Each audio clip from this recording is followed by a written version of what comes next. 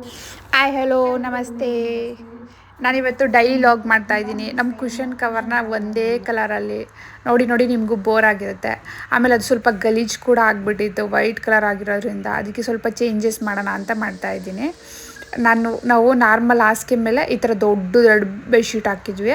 ಅದ್ರ ಮೇಲೆ ಈ ಥರ ಬೆಡ್ಶೀಟ್ ಹಾಕ್ತೀವಿ. ಈ ಬೆಡ್ಶೀಟ್ಗೂ ನಮ್ಮ ಕುಷನ್ ಕವರ್ಗೂ ಮ್ಯಾಚಿಂಗೇ ಇಲ್ಲ ಈಗ ಹಾಕ್ತಿರೋದಕ್ಕೂ. ಬಟ್ ಆ ಕುಷನ್ ಕವರ್ದು ಬೆಡ್ಶೀಟ್ ಇತ್ತು ಆ್ಯಕ್ಚುಲಿ. ಆದರೆ ನಮ್ಮ ಅಕ್ಕನ ಮಗ ಮಧ್ಯದಲ್ಲಿ ಪೆನ್ನಲ್ಲಿ ಹೋಲ್ ಥರ ಮಾಡಿಬಿಟ್ಟಿದ್ದ. ಬಟ್ ಅದನ್ನು ಸ್ಟಿಚ್ ಮಾಡೈತೆ, ಆದರೆ ಮಧ್ಯದಲ್ಲಿ ಸ್ವಲ್ಪ ಕಾಣಿಸ್ತಾ ಇರೋ ಥರ. ಅದನ್ನು ಹಾಕೋಣ ಅಂದರೆ ಇವಾಗ ಸಿಗ್ತಾನಲ್ಲ. ಆದರೆ ಹೋಗ್ಲಿ ಬಿಡು, ಪರವಾಗಿಲ್ಲ, ಹುಡ್ಕೋಕ್ಕಾಗಲ್ಲ. ಎಲ್ಲರೂ ಎಲ್ಲೆಲ್ಲೋ ಆಚೆ ಹೋಗ್ಬಿಟ್ಟಿದ್ದಾರೆ, ನಾನು ಒಬ್ಬಳೇ ಇರೋದು ಅಂತ ಇದನ್ನಾದರೂ ಮಾಡೋಣ ಅಟ್ಲೀಸ್ಟ್ ಅಂತ ಮಾಡ್ತಾಯಿದ್ದೀನಿ. ಸ್ವಲ್ಪ ಗಲೀಜಾಗಿತ್ತು.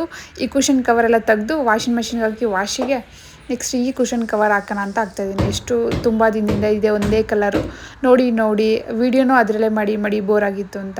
ಹಿಂಗೆ ಅಲ್ವಾ, ನಾವು ಏನಾದರೂ ವೀಡಿಯೋಸ್ ಅಥವಾ ಏನಾದರೂ ಮಾಡ್ತಿದ್ರೆ ಡೈಲಿ ಒಂದೇ ಥರ ವೀಡಿಯೋ ಮಾಡೋಕ್ಕೂ ನನಗೂ ಬೋರ್ ಆಗುತ್ತೆ. ಅಯ್ಯೋ ನಿಮಗೂ ಬೋರ್ ಆಗಿಬಿಡುತ್ತೇನೋ ನೋಡೋರಿಗೆ, ಈ ಥರ ಫೀಲ್ ಆಗುತ್ತೆ. ಅದೇ ಧನುರ್ಮಾಸದಲ್ಲಿ ನಾನು ಡೈಲಿ ಅದನ್ನೇ ಮಾಡ್ತಿದ್ನಲ್ಲ, ವೀಡಿಯೋ ಒಂದೇ ಥರ ಎದ್ದೊಳೋದು, ಮನೆಯೆಲ್ಲ ಕ್ಲೀನ್ ಮಾಡೋದು, ಪೂಜೆ ಮಾಡೋದು. ಡೈಲಿ ಅದನ್ನೇ ಮಾಡ್ತಿರೋದಕ್ಕೆ ಒಂದು 15 ಡೇಸ್ ಮಾಡಿದ್ದಕ್ಕೆ ನನಗೆ ಅನ್ನಿಸ್ತಿತ್ತು, ಅಯ್ಯೋ ಡೈಲಿ ನಾನು ಇದನ್ನೇ ಮಾಡ್ತೀನಿ, ನೋಡೋರಿಗೆ ಬೋರ್ ಆಗಿಬಿಡುತ್ತೇನೋ, ಲೈಕ್ ಈ ಥರ ಫೀಲ್ ಆಗ್ತಿತ್ತು. ನಿಮಗೂ ಅದೇ ಥರ ಆಗುತ್ತಾ? ಬೇರೆ ಏನಾದರೂ ಹೊಸ ಕಂಟೆಂಟ್ ವೀಡಿಯೋ ಮಾಡೋಣ ಆ ಥರ ಅನ್ನಿಸ್ತಾ ಇತ್ತು. ಆ್ಯಂಡು ಇದು ಕುಷನ್ ಕವರ್ನ ಹಳೇದನ್ನ ತೆಗ್ದಿದ್ದಕ್ಕೆ ನನಗೆ ಲೈಟಾಗಿ ಸ್ವಲ್ಪ ಸೆನ್ಸ್ ಆಯಿತು, ಶಾಕ್ ಹೊಡಿಯೋ ಥರ ಅನ್ನಿಸ್ಬಿಡ್ತು. ಯಾಕಂದರೆ ತುಂಬ ದಿನದಿಂದ ಅದ್ರೊಳಗಡೆ ಇರುತ್ತಲ್ಲ, ಅದರೊಳಗಡೆ ಲೈಕ್ ಸಾಫ್ಟಾಗಿರಲಿ ಅಂತ ಥರ್ಮಕೋಲ್ದು ಏನೇನೋ ಹಾಕಿರ್ತಾರಲ್ಲ, ಅದಕ್ಕೆ ಅನಿಸುತ್ತೆ ಆ ಥರ ಸೆನ್ಸ್ ಆಗಿದ್ದು ನನಗೆ. ಸಮ್ಟೈಮ್ ನನಗೆ ಆಗುತ್ತೆ, ಏನಾದರೂ ಮುಟ್ಟಿದಾಗ್ಲೂ ಕಂಬಿ ಈ ಥರದ್ದೇನಾದ್ರು ಮುಟ್ಟಿದಾಗ್ಲೂ ಹಂಗೆ ಸೆನ್ಸ್ ಆಗುತ್ತೆ, ಕರೆಂಟ್ ಹೊಡಿಯೋ ಥರ ಆಗುತ್ತೆ. ನಿಮಗೂ ಆ ಥರ ಆಗುತ್ತಾ? ಆದರೆ ಅಲ್ಲಿ ಆ್ಯಕ್ಚುಲಿ ಕರೆಂಟ್ ಹೊಡ್ದಿರಲ್ಲ, ನಾವು ಯಾವುದೋ ಮೂಡಲ್ಲಿ ಇರ್ತೀವಿ, ಹೋಗಿ ಮುಟ್ಬಿಡ್ತೀವಲ್ಲ, ಅದಕ್ಕೆ ಆ ಥರ ಸೆನ್ಸ್ ಆಗುತ್ತೆ ಅಷ್ಟೇ. ನೆಕ್ಸ್ಟ್ ಅದನ್ನು ಚೇಂಜ್ ಮಾಡಿ ಇದನ್ನು ಹಾಕಿದ್ಮೇಲೆ ಈ ಥರ ಹೊಸ್ದಾಗಿ ಸ್ವಲ್ಪ ಏನಾದರೂ ಮನೇನ ಚೇಂಜಸ್ ಮಾಡಿದ್ರೂ ನಮಗೆ ಏನೋ ಒಂಥರ ಖುಷಿ ಆಗ್ತಿರುತ್ತೆ. ಓ ಈ ಥರ ಚೇಂಜ್ ಮಾಡಿದ್ದೀನಿ ಅನ್ನೋ ಏನೋ ಒಂಥರ ಸಮಾಧಾನ ಆಗ್ತಿರುತ್ತೆ ಅಲ್ಲ? ನಿಮಗೂ ಹಾಗೆ ಅನಿಸುತ್ತಾ? ಇವಾಗ ಈ ಗೋಡೆನೂ ಕೂಡ ಸ್ವಲ್ಪ ಕ್ಲೀನ್ ಮಾಡೋಣ ಅಂತ ಅಂದ್ಕೊಂಡಿದ್ದೀನಿ. ಒಂದು ಬಕೆಟಲ್ಲಿ ನೀರು ತೊಗೊಂಡು ಇದಕ್ಕೆ ಗೋಡೆಗೆ ಇದು ಏನದು ವಾಷಿಂಗ್ ಮೆಷಿನ್ಗೆ ಹಾಕ್ತೀವಲ್ಲ ಅದೇ ಲಿಕ್ವಿಡು, ಮತ್ತು ಇದು ಪಾತ್ರೆ ತೊಳೆಯೋ ಲಿಕ್ವಿಡ್ ಇರುತ್ತಲ್ಲ ಅದನ್ನು ಹಾಕ್ಕೊಂಬಂದು ಈ ಹೊಸ ಸ್ಕ್ರಬ್ಬರ್ ತೊಗೊಂಬಂದಿದ್ದೀನಿ ಇದಕ್ಕೆ ಅಂತ. ಇದು ಗೋಡೆ ಕ್ಲೀನ್ ಮಾಡೋಣ ಅಂತ ಇದನ್ನು ಅದರಲ್ಲೇ ಎತ್ಕೊಂಡು ಸ್ವಲ್ಪ ಹಂಗೆ ಈ ಕಿಟಕಿನಲ್ಲಿ ಎಲ್ಲ ಸ್ವಲ್ಪ ಜಾಸ್ತಿ ಗಲೀಜೆಲ್ಲ ಇತ್ತಲ್ಲ, ಕಂಬಿ ಮೇಲೆಲ್ಲ ಉಳ್ಕೊಂಬಿಟ್ಟಿರುತ್ತಲ್ಲ, ಅದನ್ನೆಲ್ಲ ಸ್ವಲ್ಪ ಕ್ಲೀನ್ ಮಾಡ್ತಾಯಿದ್ದೀನಿ. ಆ್ಯಂಡ್ ಈ ವಾಲ್ನ ಕೂಡ ಸ್ವಲ್ಪ ಅದರಲ್ಲಿ ಸ್ಕ್ರಬ್ಬರಲ್ಲಿ ಸ್ಕ್ರಬ್ ಮಾಡಿಬಿಟ್ಟು ಆಮೇಲೆ ಬಟ್ಟೆನಲ್ಲಿ ಬೇರೆ ಹೊಸ ನೀರನ್ನ ತೊಗೊಂಡು ಈ ಥರ ಒರೆಸ್ಕೊತಾ ಇದ್ದೀನಿ. ಸ್ವಲ್ಪ ಕ್ಲೀನ್ ಮಾಡೋಣ, ಅಟ್ಲೀಸ್ಟ್ ಅದನ್ನಾದರೂ ಮಾಡೋಣ ಮನೇಲಿದ್ದರೆ ಅಂತ. ಮನೇಲಿದ್ದರೆ ಸುಮ್ಮನೆ ಬೋರ್ ಆಗಿಬಿಡುತ್ತೆ ಮಲ್ಕೊಂಡು. ಆಮೇಲೆ ಏನೂ ಮಾಡಲಿಲ್ವಲ್ಲ, ಹಿಂಗೆ ಡೇ ಮುಗ್ದೋಯ್ತು ಅಂತ ನಮಗೆ ಗಿಲ್ಟ್ ಕಾಡುತ್ತೆ. ಅದಕ್ಕೆ ಸ್ವಲ್ಪ ಈ ಥರ ಏನಾದರೂ ಮಾಡಿದ್ರೆ ನಮಗೆ ಸಮಾಧಾನ ಆಗುತ್ತೆ. ಅಟ್ಲೀಸ್ಟ್ ಇದನ್ನಾದ್ರೂ ಮಾಡಿದ್ನಲ್ಲ, ಚೆನ್ನಾಗಿ ಕಾಣಿಸ್ತಿದೆ ಅಂತ ನಮಗೆ ಒಂಥರ ಪ್ರೌಡ್ ಫೀಲ್ ಆಗುತ್ತೆ. ನೆಕ್ಸ್ಟ್ ಇವಾಗ ಈ ಸ್ಕ್ರಬ್ಬರಲ್ಲಿ ಇದನ್ನೆಲ್ಲ ಒಂದು ಸ್ವಲ್ಪ ಫುಲ್ಲು ವಾಲ್ನೆಲ್ಲ ಒರೆಸ್ಕೊಂಡೆ. ಎಲ್ಲ ವಾಲ್ಗಿಂತ ಹಾಲಲ್ಲಿರೋದು ಈ ವಾಲೇ ಜಾಸ್ತಿ ಗಲೀಜಾಗಿತ್ತು. ಯಾವಾಗಲೂ ನಮ್ಮ ಅಕ್ಕನ ಮಗ ಇಲ್ಲೇ ಇರ್ತಾನಲ್ಲ, ಈ ವಾಲ್ ಹತ್ರನೇ, ಇಲ್ಲಿ ದಿವಾನ್ ಹತ್ರ ಇರೋದ್ರಿಂದ ಅವನು ಅದಕ್ಕೆ ಇಲ್ಲೇ ಅಲ್ಲಿ ಜಾಸ್ತಿ ಒಂದು ಏನದು ಅಲ್ಲೆಲ್ಲ ಪೆನ್ಸಿಲಲ್ಲಿ ಕ್ರಯಾನಲ್ಲಿ ಎಲ್ಲ ಬರೆದ್ಬಿಟ್ಟಿರ್ತಾನೆ ಗೋಡೆ ಮೇಲೆ. ಅದಕ್ಕೆ ಸ್ವಲ್ಪ ಕ್ಲೀನ್ ಮಾಡಿದೆ. ನೆಕ್ಸ್ಟು ಈಗ ಚೆನ್ನಾಗಿರೋ ವಾಟರ್ ತೊಗೊಂಬಂದು ಬೇರೆ ವಾಟರ್ನ ಇನ್ನೊಂದು ಬಕೆಟಲ್ಲಿ ಅದನ್ನು ಕೂಡ ಒಂದು ಬಟ್ಟೆನಲ್ಲಿ ಮತ್ತೆ ಇನ್ನೊಂದು ಸಲ ಒರೆಸ್ಕೊಂಡೆ ನಾನು. ಅದರಲ್ಲಿ ಸ್ಕ್ರಬ್ ಮಾಡಿದ್ಮೇಲೆ ಇವಾಗ ಸರಿ ಹೋಯಿತು. ಮತ್ತು ಈ ಆರ್ಟಿಫಿಷಿಯಲ್ ಪ್ಲ್ಯಾಂಟ್ಸ್ನ ತೊಗೊಳ್ಳುವಾಗೇನೋ ಚೆನ್ನಾಗಿ ಕಾಣಿಸುತ್ತೆ ಅಂತ ತೊಗೊಂಡ್ಬಿಡ್ತೀವಿ. ಬಟ್ ಇದನ್ನು ಕ್ಲೀನ್ ಮಾಡೋದು ಎಷ್ಟು ಕಷ್ಟ ಗೊತ್ತಾ? ಒಂದೊಂದು ಲೀವ್ಸಲ್ಲೂ ಧೂಳೆಲ್ಲ ಉಳ್ಕೊಂಬಿಟ್ಟಿರುತ್ತೆ. ಅದು ಈ ಥರ ಲೀವ್ಸ್ ಇದ್ದರೆ ಅದನ್ನೆಲ್ಲ ಒಂದೊಂದನ್ನೇ ಇಟ್ಕೊಂಡು ಒರೆಸ್ಬೇಕು. ಫೈನಲಾಗಿ ನಮ್ಮ ದಿವಾನ್ದು ಈ ಥರ ಕಾಣಿಸ್ತೈತೆ ಲುಕ್ಕು. ಚೆನ್ನಾಗಿ ಕಾಣಿಸ್ತಿದೆ ಅಲ್ಲ? ಈ ಥರ ಏನಾದರೂ ಕ್ಲೀನ್ ಮಾಡಿದಾಗ ಅದನ್ನ ನೋಡಿ ನಾನು ಬೇರೆಯವ್ರು ಖುಷಿ ಪಡೋದಕ್ಕಿಂತ ನನಗೆ ನಾನೇ ನೋಡಿ ಖುಷಿ ಪಡ್ತೀನಿ. ವಾವ್, ಕ್ಲೀನ್ ಮಾಡಿದಾಗ ಈ ಥರ ಕಾಣಿಸ್ತೈತೆ, ಚೆನ್ನಾಗಿದೆ ಅಂತ. ಇದು ಜಾಸ್ತಿ ನೀವು ಈ ಲೀವ್ಸ್ನೆಲ್ಲನ ಈ ಥರ ಆರ್ಟಿಫಿಷಿಯಲ್ ಪ್ಲಾಂಟ್ಸ್ನ ಕ್ಲೀನ್ ಮಾಡಬೇಕಂದ್ರೆ ಈ ಲೀವ್ಸ್ನೆಲ್ಲ ಬಿಡಿಸ್ಬಿಟ್ಟು ಅದೇ ಬಕೆಟಲ್ಲಿ ಹಾಕಿ ನೆನೆಸ್ಬಿಟ್ಟು ಆ ಥರ ಕ್ಲೀನ್ ಮಾಡಿ. ನನಗೂ ನೆಕ್ಸ್ಟ್ ಟೈಮ್ ಅದೇ ಥರ ಮಾಡ್ಬೇಕನ್ನಿಸ್ತು. ಈ ಥರ ಒಂದೊಂದೇ ಲೀವ್ಸ್ನ ಒರೆಸ್ಕೊಂಡು ಕೂತ್ಕೊಂಡ್ರೆ ಎಷ್ಟೊತ್ತಾಗುತ್ತೆ ಗೊತ್ತಾ ಇದನ್ನು ಕ್ಲೀನ್ ಮಾಡೋಕ್ಕೇ. ಬೋರ್ ಆಗೋಗ್ಬಿಡುತ್ತೆ. ಅದೇ ಈ ಲೀವ್ಸ್ನೆಲ್ಲನ ಆ ಲೀವ್ಸ್ನ ಸಪ್ರೇಟಾಗಿ ತೆಗಿಬೋದು ನೀವು. ಒಂದೊಂದು ಲೀವ್ಸ್ನೂ ಅದನ್ನೆಲ್ಲ ತೆಗೆದ್ಬಿಟ್ಟು ಈ ಥರ ಬಕೆಟಲ್ಲಿ ಅದೇ ಏನಾದರೂ ಪೌಡರೆಲ್ಲ ಡಿಟರ್ಜೆಂಟ್ ಪೌಡರೆಲ್ಲ ಹಾಕಿ ನೀವು ನೆನೆಸ್ಬಿಟ್ಟು ಆಮೇಲೆ ಚೆನ್ನಾಗಿರೋ ನೀರಲ್ಲಿ ಎದ್ಬಿಟ್ಟು ಅದೆಲ್ಲ ಈಗ ಜಾಲಿಸೋ ಥರ ಎದ್ಬಿಟ್ಟು ಒಣಗಾಕಿದ್ರೆ ಬೇಗ ಕ್ಲೀನ್ ಆಗುತ್ತೆ ಅನಿಸುತ್ತೆ. ಈ ಥರ ಕೈಯಲ್ಲಿ ಇಟ್ಕೊಂಡು ಒಂದೊಂದೇ ಒರೆಸ್ಕೊಂಡು ಕೂತ್ಕೊಂಡ್ರೆ ತುಂಬ ಟೈಮ್ ತೊಗೊಳುತ್ತೆ. ನಮಗೆ ಬೋರಾಗಿ ಹೋಗುತ್ತೆ ಜಾಸ್ತಿ ಟೈಮ್ ತೊಗೊಳೋದ್ರಿಂದ. ನೆಕ್ಸ್ಟ್ ಟೈಮ್ ನಾನು ಅದೇ ಥರ ಮಾಡ್ಬೇಕು ಅಂದ್ಕೊಂಡಿದ್ದೀನಿ. ಈ ಟೈಮ್ ಇದೇ ಥರ ಕ್ಲೀನ್ ಮಾಡಿದೆ, ಒಂದೊಂದೇ ಲೀವ್ಸ್ನ ಇಟ್ಕೊಂಡು ಒರೆಸ್ಕೊಂಡು. ಆಮೇಲೆ ಈ ಥರ ಕ್ಲೀನ್ ಮಾಡಿದ್ರೂ ಅಷ್ಟೊಂದು ಸ್ಯಾಟಿಸ್ಫ್ಯಾಕ್ಷನ್ ಆಗೋಲ್ಲ. ಏನೋ ಒಂಥರ ಸ್ವಲ್ಪ ಸ್ವಲ್ಪ ಧೂಳು ಅಲ್ಲೇ ಉಳ್ಕೊಂಡಿರೋ ಥರ ಫೀಲ್ ಆಗುತ್ತೆ. ಆದರೆ ಇದು ಫುಲ್ಲು ಲೀವ್ಸ್ನ ಬಿಡಿಸ್ಬಿಟ್ಟು ಆ ಥರ ಕ್ಲೀನ್ ಮಾಡಿದ್ರೆ ಚೆನ್ನಾಗಿರುತ್ತೆ ಅನಿಸುತ್ತೆ. ನಾನು ಯಾವತ್ತೂ ಇನ್ನೂ ಆ ಥರ ಮಾಡಿಲ್ಲ, ಮಾಡ್ತೀನಿ. ನೆಕ್ಸ್ಟ್ ಟೈಮ್ ಅದೇ ಥರ ಮಾಡಬೇಕಂತ ಅಂದ್ಕೊಂಡಿದ್ದೀನಿ. ನಾನು ನಿಮಗೆ ಸಜೆಷನ್ ಕೊಟ್ಟಿದ್ದು ಆ ಥರ ಈ ಥರ ಆರ್ಟಿಫಿಷಿಯಲ್ ಪ್ಲ್ಯಾಂಟ್ಸ್ ಇದ್ದರೆ ಆ ಥರ ಕ್ಲೀನ್ ಮಾಡಿ ಚೆನ್ನಾಗಿರುತ್ತೆ. ಈ ಥರ ಮಾಡಿದ್ರೆ ತುಂಬ ಕಷ್ಟ ಆಗುತ್ತೆ ಅಂತ ಹೇಳಿದಷ್ಟೇ. ನೆಕ್ಸ್ಟು ಇದನ್ನು ಕ್ಲೀನ್ ಮಾಡಿ ಈ ಥರ ಆರ್ಟಿಫಿಷಿಯಲ್ ಪ್ಲ್ಯಾಂಟ್ಸು ನಮ್ಮನೇಲಿ 3 ಇದೆ. ಈ ಥರ ಚಿಕ್ಕದು ಲೀವ್ಸ್ ಇರೋದು, ಅದೇ ಲೈಕ್ ತೆಂಗಿನ ಗರಿ ಥರ ಇರೋದು ಈ ಥರದ್ದಿದೆ. ನೆಕ್ಸ್ಟು ಇನ್ನೊಂದಿದೆ, ಅವೆಲ್ಲ ದೊಡ್ಡ ಲೀವ್ಸ್ಗಳು. ಅದೂ ಅಷ್ಟೇ ಕ್ಲೀನ್ ಮಾಡೋದು ಸ್ವಲ್ಪ ಕಷ್ಟನೇ. ಆದರೆ ಅದಕ್ಕಿಂತ ಇದು ಕಷ್ಟ. ಆಯ್ತು, ಪರವಾಗಿಲ್ಲ, ಅದನ್ಗೋ ಮಾಡಿದ್ದೀನಿ ಈ ಥರನೇ. ನೆಕ್ಸ್ಟ್ ಇದೆಲ್ಲ ಮುಗೀತು. ಆಮೇಲೆ ಒಂದೊಂದು ಕ್ಲೀನ್ ಮಾಡ್ತಿದ್ರೆ ಮನೇಲಿ ಇನ್ನೊಂದು ಏನಾದರೂ ಕಾಣಿಸಿದ್ರೆ ಅದನ್ನು ಮಾಡಿಬಿಡೋಣ ಅನಿಸುತ್ತೆ. ಇವಾಗ ಅದೆಲ್ಲ ಮಾಡಿದೆ. ನೆಕ್ಸ್ಟು ಇದು ಟಿ ವಿ ಸ್ಟ್ಯಾಂಡ್ದು ಸ್ವಲ್ಪ full T V unit full ಗಲೀಜಾಗಿತ್ತು. ಅದನ್ನು ಕೂಡ ಕ್ಲೀನ್ ಮಾಡೋಣ ಅಂತ ಕೆಳಗಡೆ ಸ್ವಲ್ಪ ಈ ಟಿ ವಿನ ನಾನು ವಾರಕ್ಕೆ 3 ಸಲ ಒರೆಸಿದ್ರೂ ಕಮ್ಮಿನೇ. ಮತ್ತೆ ಧೂಳು ಬಂದು ಈ ಟಿ ವಿ ಮೇಲೆ ಕುತ್ಕೊಳ್ತಾನೆ ಇರುತ್ತೆ. ಅದು ಎದ್ದು ಕಾಣಿಸುತ್ತೆ ಟಿ ವಿ ಮೇಲೆ ಕುತ್ಕೊಂಡ್ರೆ. ಅದಕ್ಕೆ ಅದು ಸ್ವಲ್ಪ ಕ್ಲೀನ್ ಮಾಡ್ತಿದ್ದೀನಿ. ಮತ್ತು ಮೇಲ್ಗಡೆ ಇದು ಆರ್ಟಿಫಿಷಿಯಲ್ ಪ್ಲ್ಯಾಂಟ್ಸ್ ಎಲ್ಲ ಹಾಕಿರ್ತೀವಲ್ಲ ಅದ್ರ ಮೇಲೂ ಧೂಳು ಬಂದು ಕುತ್ಕೊಂಡ್ಬಿಟ್ಟಿರುತ್ತೆ. ಅದನ್ನು ಒರೆಸ್ಬೇಕು. ನೆಕ್ಸ್ಟು ಇವಾಗ ಈ ಥರ ಇದೆಯಾ, ಈ ಕಡೆ ನಮ್ಮ ಅಜ್ಜಿದು ಫೋಟೋ ಎಲ್ಲ ಈಗ ಸ್ವಲ್ಪ ಚೇಂಜ್ ಮಾಡ್ತೀನಿ ನೋಡಿ.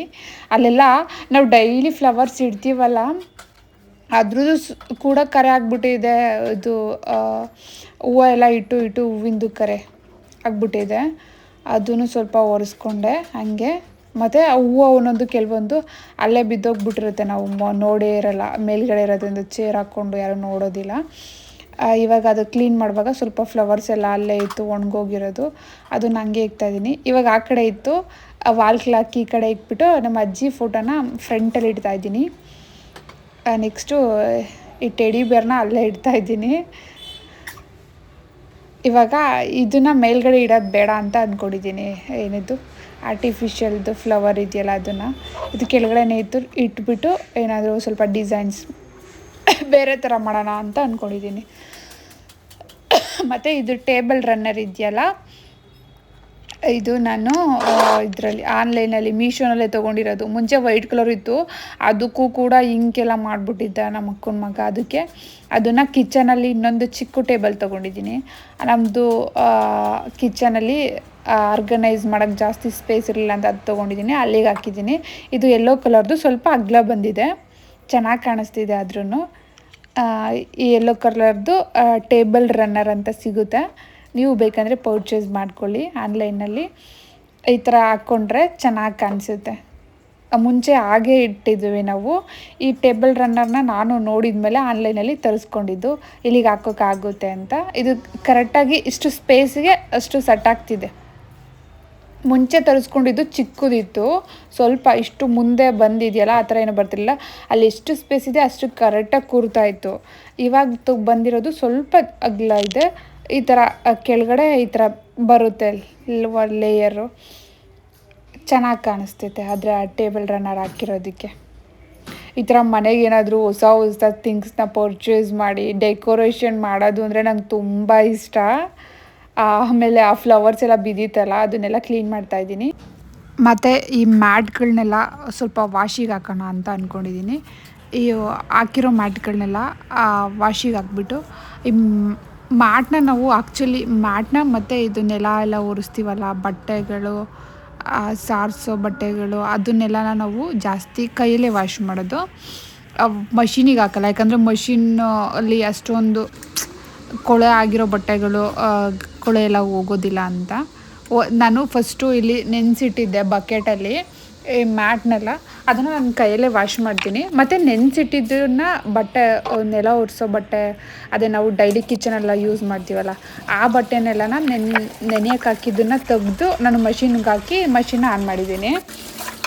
ಯಾಕಂದರೆ ಡೈರೆಕ್ಟಾಗಿ ಮಷಿನ್ ಒಳಗಡೆ ಹಾಕಿದ್ರೆ ಅಷ್ಟೊಂದು ಸ್ಯಾಟಿಸ್ಫ್ಯಾಕ್ಷನ್ ಆಗೋ ಥರ ಅದು ವಾಶ್ ಮಾಡೋದಿಲ್ಲ, ಇದು ತುಂಬ ಗಲೀಜಾಗಿರುತ್ತಲ್ಲ. ಅದಕ್ಕೆ ಇದು ಡೈಲಿ ವೇರ್ಸು ಇವನ್ನಾದರೆ ನೀಟಾಗಿ ವಾಶ್ ಮಾಡುತ್ತೆ, ಯಾಕಂದರೆ ಅಷ್ಟೊಂದು ಗಲೀಜಾಗಿರೋದಿಲ್ಲ ಅಲ್ಲ. ಈ ಮ್ಯಾಟ್ನ ಆಗಿರ್ಬೋದು ಇದನ್ನೆಲ್ಲ ಈ ಥರ ಮಷಿನ್ಗೆ ಹಾಕಿದ್ರೆ ನೀಟಾಗಿ ವಾಶೇ ಆಗೋಲ್ಲ, ಸ್ಯಾಟಿಸ್ಫ್ಯಾಕ್ಷನ್ ಅನ್ನೋದೇ ಇರೋದಿಲ್ಲ.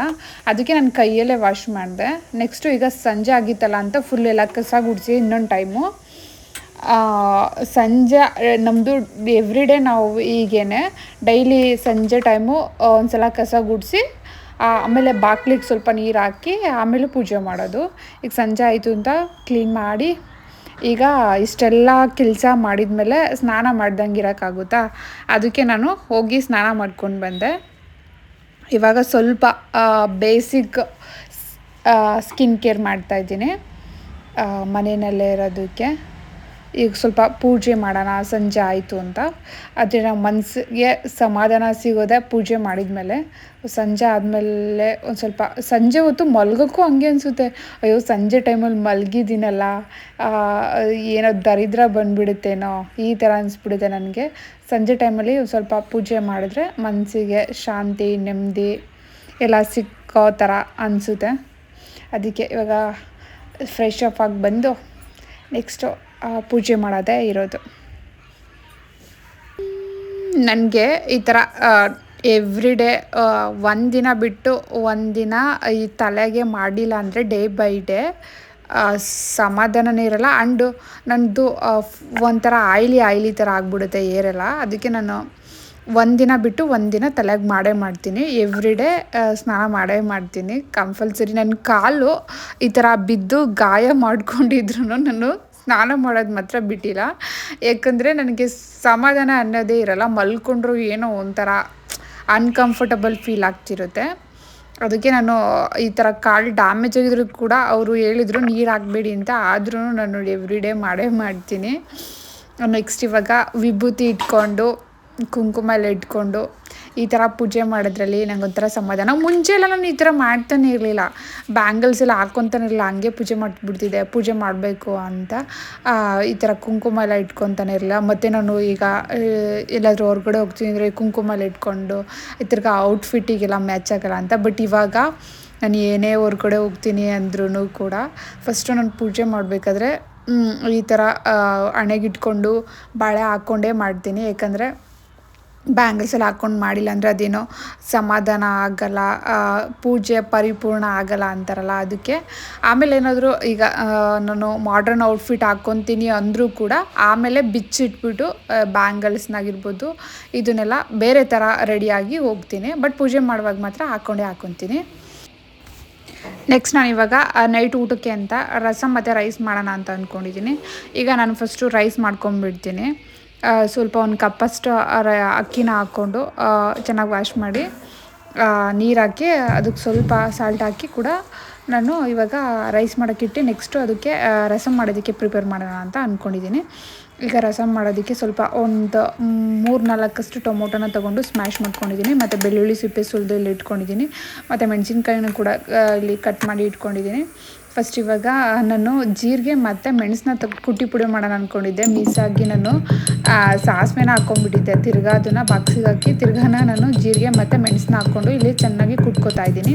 ಈ ಥರ ಕುಟ್ಟಿ ಪುಡಿ ಮಾಡಿದ್ರೆ ಓಲ್ಡ್ ಸ್ಟೈಲಲ್ಲಿ ಚೆನ್ನಾಗಿ ಬರುತ್ತೆ ಅಂತ. ನೆಕ್ಸ್ಟ್ ಅದಕ್ಕೆ ಸ್ವಲ್ಪ ಕರಿಬೇವನ್ನ ಕೂಡ ಹಾಕ್ಕೊಂಡು ಕುಟ್ಕೊತಾ ಇದ್ದೀನಿ. ಅದನ್ನು ಕೂಡ ಆ ಥರ ಹಾಕಿದ್ರೆ ಕೂಡ ಚೆನ್ನಾಗಿರುತ್ತೆ ಅಂತ. ನೆಕ್ಸ್ಟ್ ಇಲ್ಲೊಂದು ಪಾತ್ರೆನ ಇಟ್ಕೊಂಡು ಪಾತ್ರೆನ ಬಿಸಿ ಮಾಡಿಕ್ಕಿಟ್ಟು ಅದಕ್ಕೆ ಸ್ವಲ್ಪ ಎಣ್ಣೆ ಹಾಕ್ಕೊಂಡು ಮತ್ತು ಮೆಣಸಿನ್ಕಾಯಿ ಮತ್ತು ಇದು ಕರಿಬೇವನ್ನ ಇದು ಹಾಕ್ಕೊಂಡು ಸ್ವಲ್ಪ ಬಿಸಿ ಮಾಡಿಕೊಂಡು ನೆಕ್ಸ್ಟು ಬೆಳ್ಳುಳ್ಳಿನ ಸ್ವಲ್ಪ ಚೆಚ್ಕೊಂಡಿದ್ನಲ್ಲ ಅದನ್ನು ಕೂಡ ಇದಕ್ಕೆ ಹಾಕ್ಕೊಂಡು ಮತ್ತು ಇದು ಕುಟ್ಟಿ ಪುಡಿ ಮಾಡಿರೋ ಅಂಥ ಮೆಣಸು ಮತ್ತು ಜೀರಿಗೆನ ಅದನ್ನು ಕೂಡ ಇದಕ್ಕೆ ಸೇರಿಸ್ಕೊಂಡು ಸ್ವಲ್ಪ ಮಿಕ್ಸ್ ಮಾಡಿಕೊಂಡು ಮತ್ತು ಅದು ಸ್ವಲ್ಪ ಬಿಸಿ ಎಲ್ಲ ಆದಮೇಲೆ ಸ್ವಲ್ಪ ಟೊಮೊಟೊನ ಸ್ಮ್ಯಾಶ್ ಮಾಡಿ ಇಟ್ಟಿದ್ನಲ್ಲ ಅದನ್ನು ಕೂಡ ಅದಕ್ಕೆ ಸೇರಿಸ್ಕೊತಾ ಇದ್ದೀನಿ. ಮತ್ತು ಇಲ್ಲಿ ಹುಣಸೆಹಣ್ಣ ಸ್ವಲ್ಪ ನೆನೆಯೋಕ್ಕಿಟ್ಟಿದ್ದೆ ಫಸ್ಟೇ, ಅದನ್ನು ಸ್ವಲ್ಪ ಚೆನ್ನಾಗಿ ರಸ ಎಲ್ಲ ತೆಗೆದು ಅದಕ್ಕೆ ಸೇರಿಸ್ಕೊಂಡು ಮಿಕ್ಸ್ ಮಾಡಿಕೊಂಡು ಮತ್ತು ಅದಕ್ಕೆ ಸ್ವಲ್ಪ ಕೊತ್ತಂಬರಿನ ಸೇರಿಸಿದ್ರೆ ಮುಗೀತು. ಇವಾಗ ಊಟ ಮಾಡೋಣ ಅಂತ ಸ್ವಲ್ಪ ರೈಸು ಮತ್ತು ಆ ರಸಮ್ನ ಹಾಕ್ಕೊಂಡು ಮತ್ತು ಹಪ್ಳ ಕೂಡ ಇತ್ತು. ನಾವು ಯಾವತ್ತೂ ಕರೆದಿಟ್ಟಿರೋದು ಅದನ್ನು ಕವರಲ್ಲೇ ಇಟ್ಕೊಂಡಿರ್ತೀವಿ. ಈಗ ನೆನ್ನೆ ಕರೆದಿಟ್ಟಿದ್ವಿ ಅಂದರೆ ಅದು ನಾಳೆಗೂ ಆಗುತ್ತೆ ಅಂತ ಕವರಲ್ಲೇ ಮತ್ತು ಒಂದು ಬಾಕ್ಸಲ್ಲಿ ಹಾಕಿಟ್ಕೊಂಡ್ರೆ ಅದು ಚೆನ್ನಾಗಿ ಕುರುಮ್ ಅನ್ನೋ ಥರ ಇರುತ್ತೆ. ಇಷ್ಟೇ, ಇವತ್ತಿನ ವ್ಲಾಗ್ ಮುಗೀತು.